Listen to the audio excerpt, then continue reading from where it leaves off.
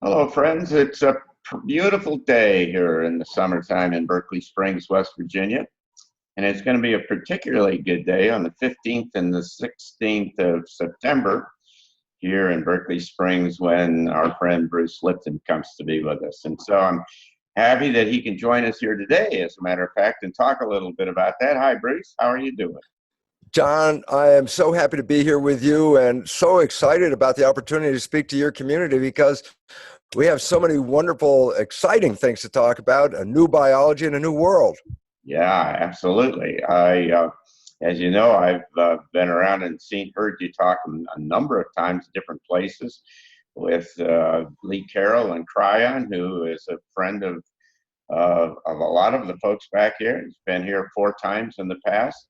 But then remember, last year I went down to New Mexico and spent 4 days with you and Greg Braden and listened to you for 12 hours of you talking. And God, we got to have I'm you. sorry for such a long time, John, but it was just tremendous information.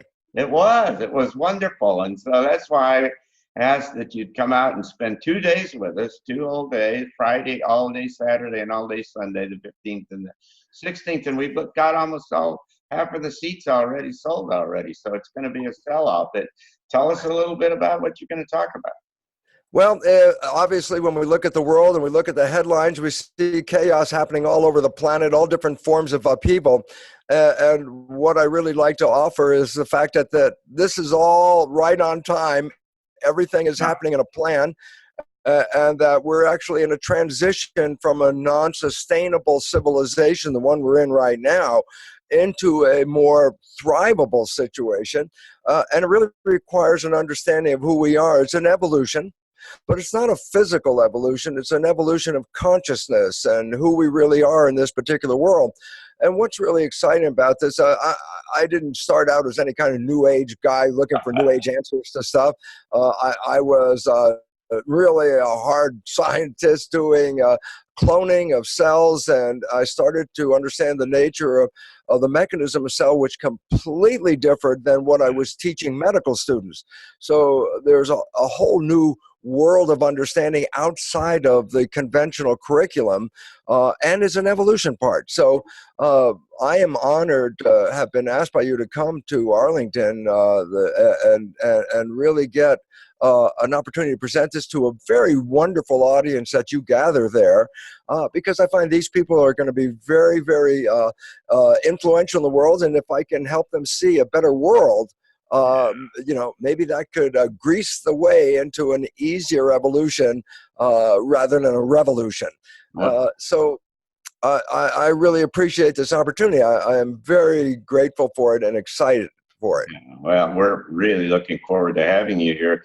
And what you're talking about is right on point to what we do. Transition talks here in Berkeley Springs is all about the emergent new world and how a new human being.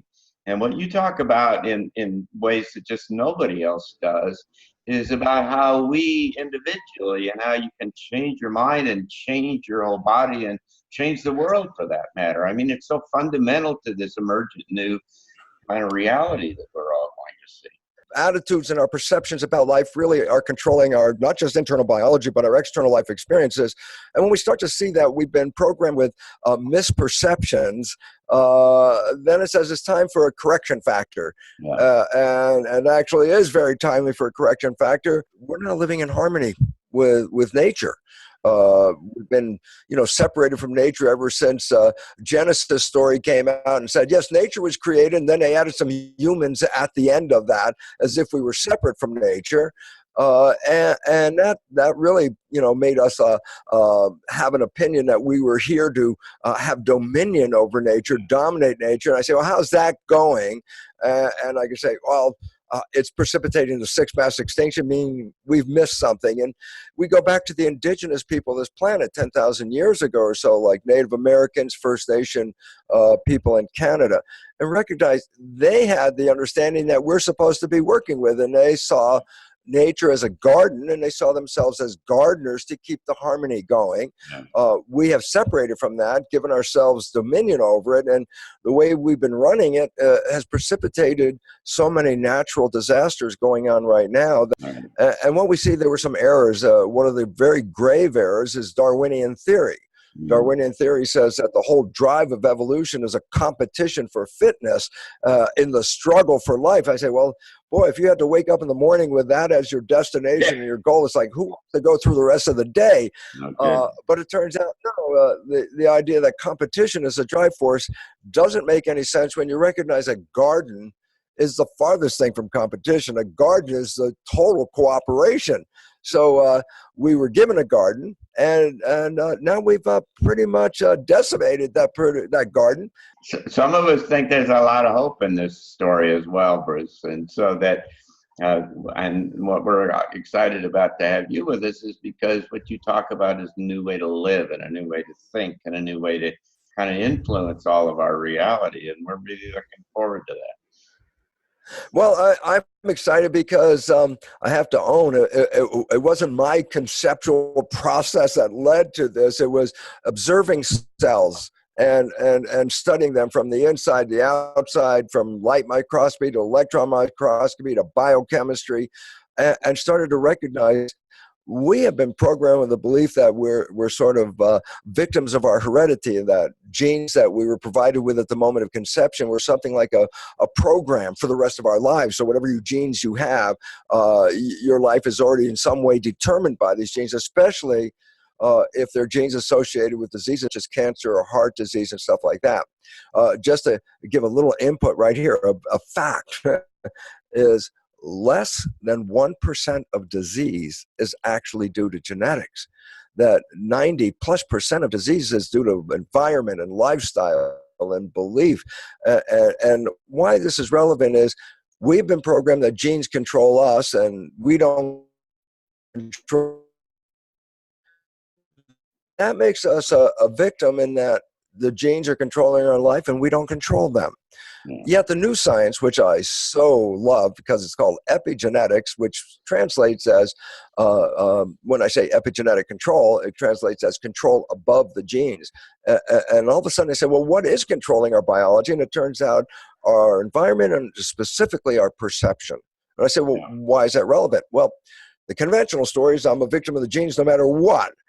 And the new story says, no, I can regulate the environment, I can regulate my perceptions, and consequently, then I am a master of my genetics. And when people begin to understand that, we can eliminate the healthcare crisis essentially that's on this planet. And yet it really requires, here comes the bad word, personal responsibility. It's something that people don't want to hear.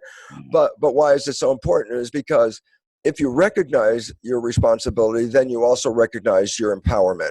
Yeah, absolutely. And we're going to have a whole lot of empowerment on Saturday and Sunday on the 15th and 16th of September here in Berkeley Springs, just 100 miles from Washington and 100 miles from Baltimore.